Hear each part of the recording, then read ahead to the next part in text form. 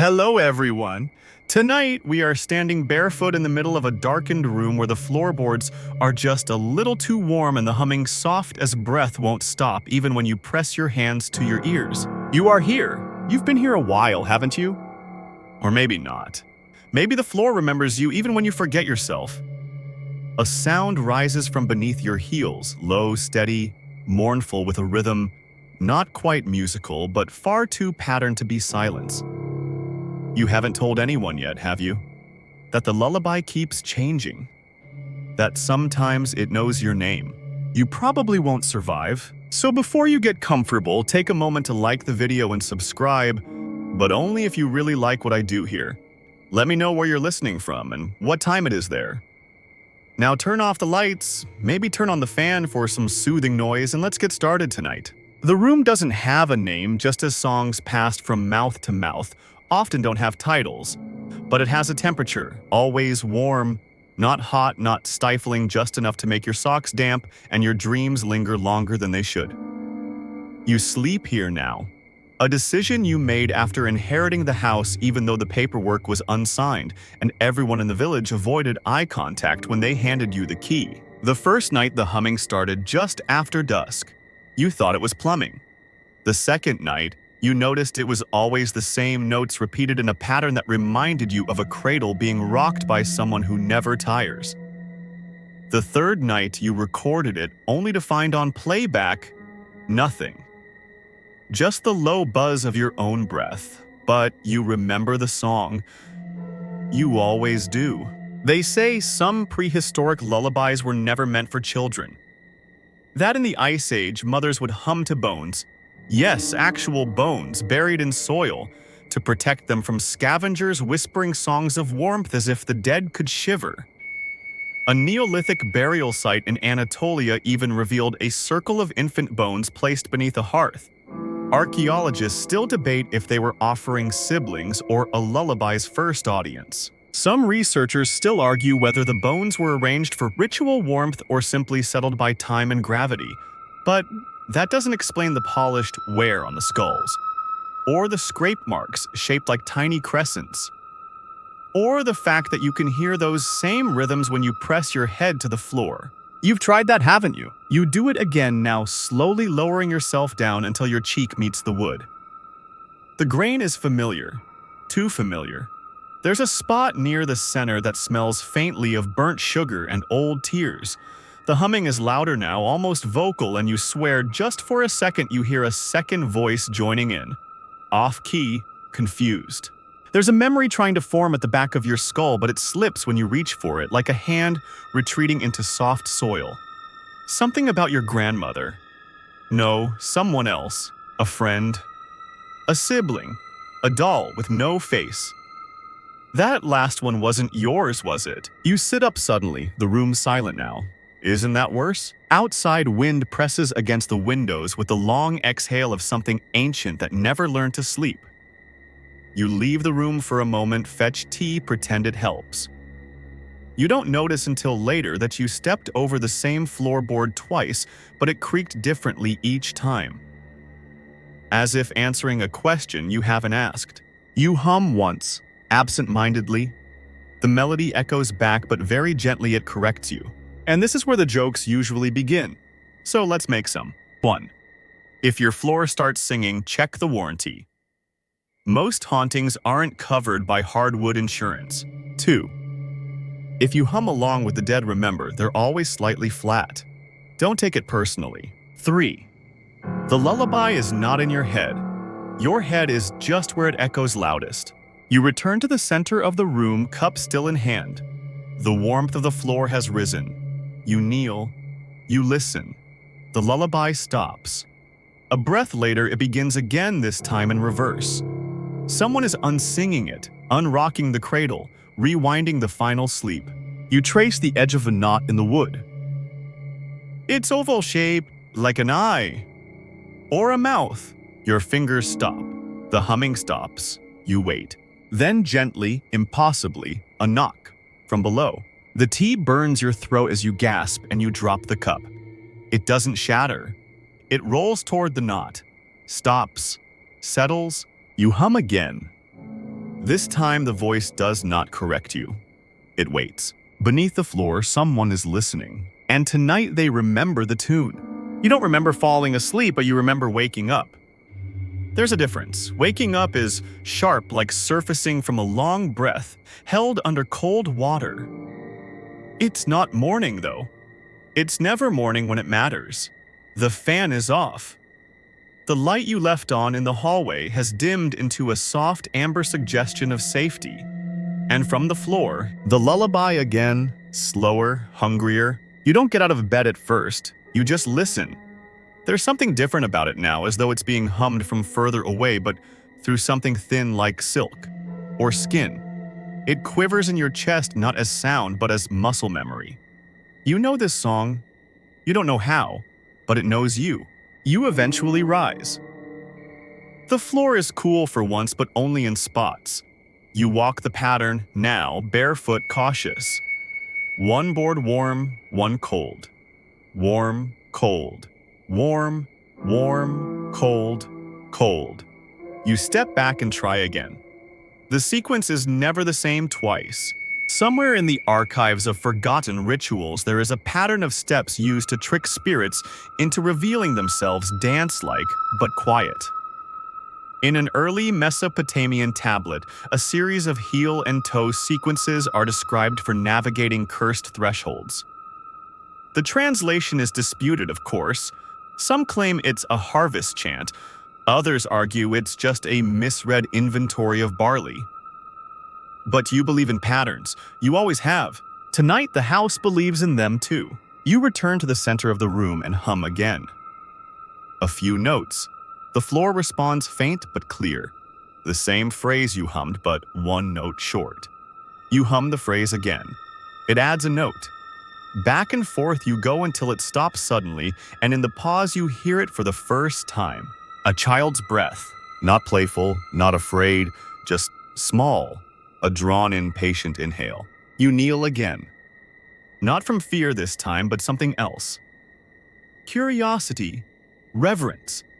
It feels like a lullaby's rightful posture, close to the ground, to the bones, to the hush. You press your ear to the knot in the floor. The warmth pulses once. Then the hum begins again, but no longer from below. This time, it comes from inside the walls, higher up.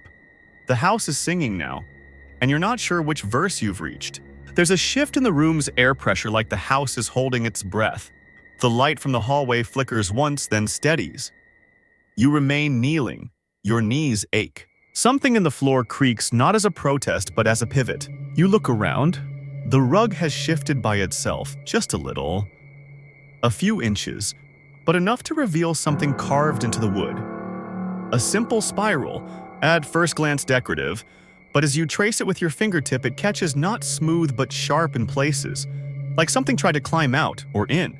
There's a folklore story from the Carpathians about a family who raised a child in silence, never speaking a word to him until he was 12, fearing that noise would attract the floor mother, for a spirit said to crawl just under the surface of certain woods. She was drawn to breath, to melody, to names. The story ends with the boy humming to himself in sleep. The floor opened, the family buried the house. Funny how these stories always skip the paperwork. You hum again. This time you make up a tune one you've never heard before. Just soft nonsense notes barely formed. And the floor listens, but doesn't echo. It doesn't need to. Because now you hear humming from inside your own mouth, though you're no longer making a sound. 3 jokes to keep things from unraveling. 1.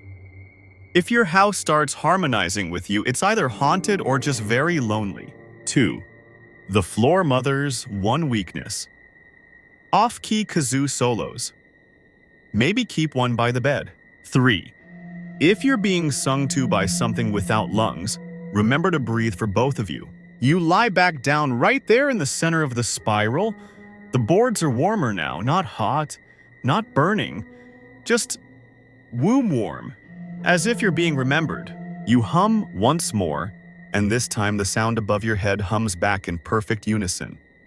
And then a knock, but not from below. From inside the wall behind you, you freeze. It knocks again, slower. Then 3 short raps, then silence. You whisper, "What do you want?" Nothing answers. But you realize for the first time, the lullaby has no lyrics. It never did. But somehow you understand what it's saying now. It wants you to listen. So you do. Eyes open, ears aching, heart slowed, and just before sleep takes you again. A voice, not a song, not a breath, but a voice says a name. It's not yours, but it used to be. You don't wake with a jolt this time. You wake the way old houses settle softly with tiny shifts barely noticed.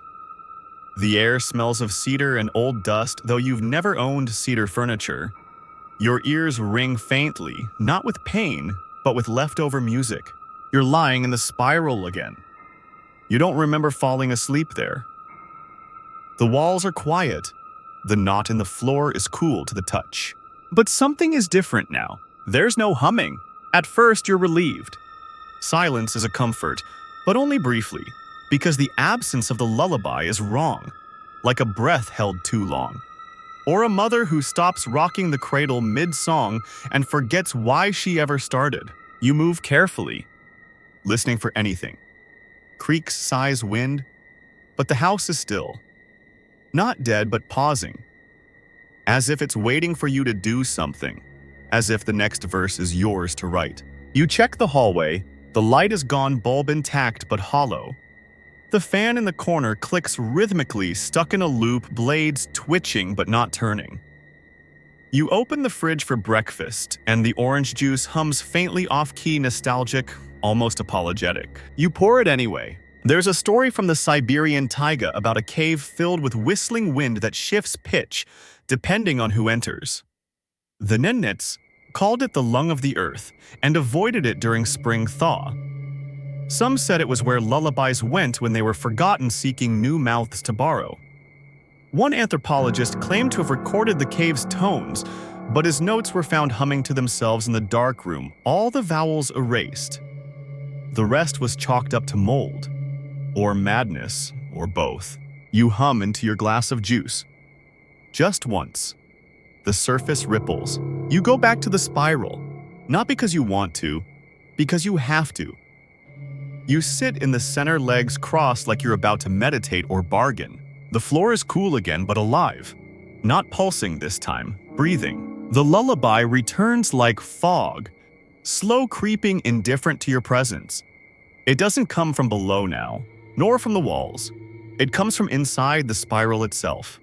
A soft echo that loops only when you stop listening. You hum a note, a flat one. The spiral sharpens it for you. You hum again, this time more daring, climbing scales like a child testing the edge of a well with their voice.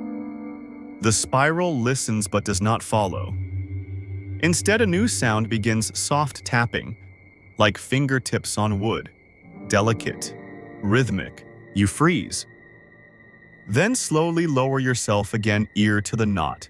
The tapping stops. You whisper, "Who are you?" Silence. Then, just as you sit up, you hear it, not in words, not in thought, but in memory. "You already know me." A sound like laughter follows, but not joyful, not cruel, more like the rustle of old papers.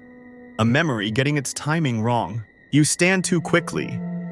The room tilts for a moment, not from dizziness, from rearrangement. 3 gentle jokes to catch your balance. 1.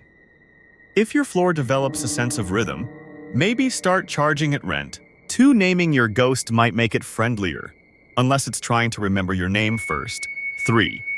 If your house pauses between verses, don't fill the silence too quickly. It might still be listening. You take the rug and roll it up. There's more spiral now, another ring revealed. The spiral has grown. That shouldn't be possible. You kneel and count the turns. 1, 2, 3, 5. There were 3 yesterday. You're sure of it? Probably. You hum again. This time it's not a lullaby, it's a question. The spiral responds not in music but in motion. You don't see it move, but you feel it. The outermost ring warms, your spine tingles, something beneath you shifts, and then softly words, real ones, muffled but clear. "Don't forget her, please don't forget." You whisper, "Who?" The spiral stays quiet. You search the house after that, top to bottom. There's a locked drawer in the study you've never noticed before. Dustless despite the rest of the desk being coated in time. You try the handle. It opens on the third try. Inside a bundle of hair. Not human, fine, almost translucent. Like something from a burial site or a dream. And a music box. You wind it despite yourself. It plays the same lullaby. No mechanism should know that tune. There's a note tucked beneath it. Just one sentence. If it starts humming your name, it's already too late. You close the drawer. Or try to.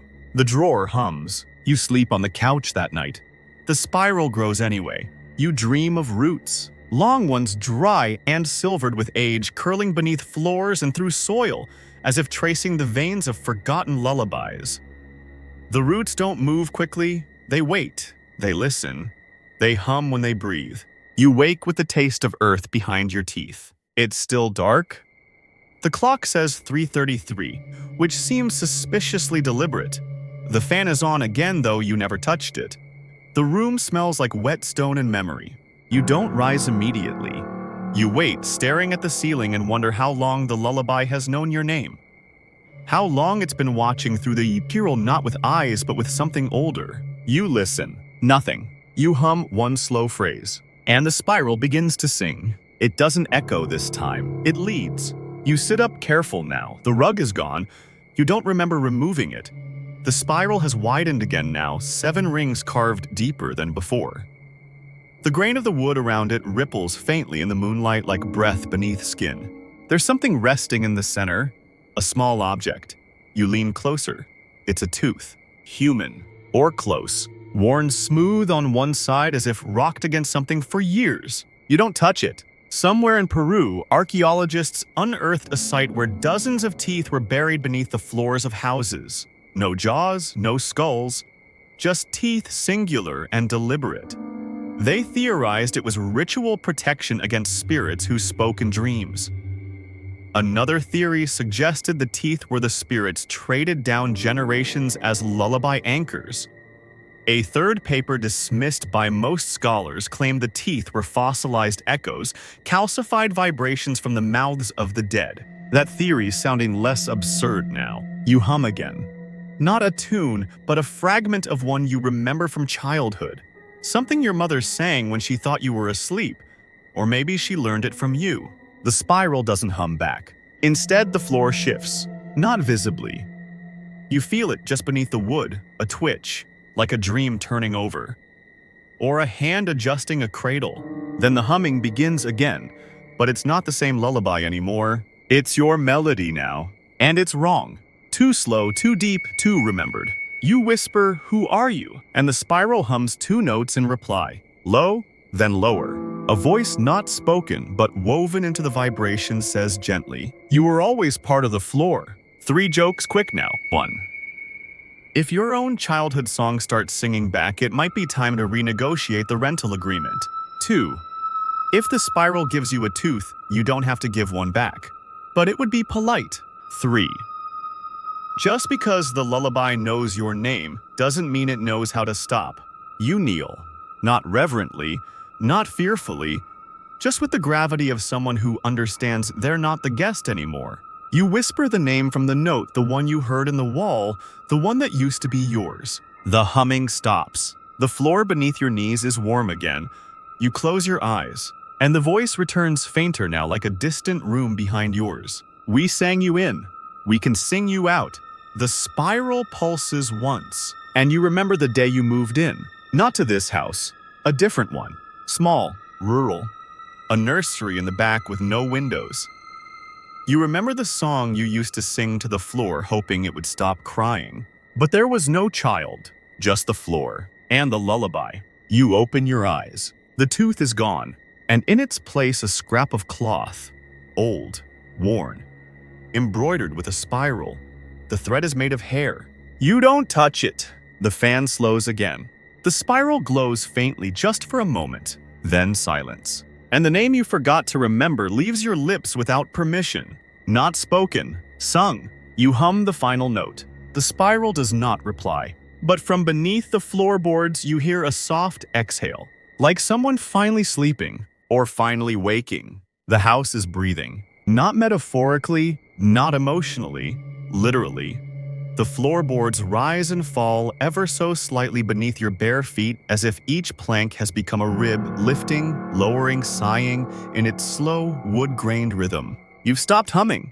You don't need to anymore. The melody knows its own path now. It loops faintly in the walls and the hinges of the doors, in the quiet shiver of dust across the windowsill. Even the tea kettle has started whistling on its own. You don't remember turning it on. The spiral is 9 rings wide now. It covers most of the room. And at its center there's no object, just a shadow. Soft-edged oval breathing slowly in reverse. You don't step into it. You kneel again. This time not to listen, but to speak. Your voice shakes. It's not fear, it's tempo. You ask, "What is this house?" And the house answers, not in words, not in song, in memory. Suddenly, you're not kneeling anymore. You're standing in a circular room with no ceiling. Stone walls blackened with soot. And on the floor, no wood, no spiral, but a ring of infants' bones arranged around a cold fire pit. Not fresh, ancient. Their sockets hollow, their jaws frozen mid-hum. The song is still in the air. You take one step forward and the scene blinks a shift like a slide projector catching on an old reel. Now you're in a long corridor lined with masks made from wood and teeth.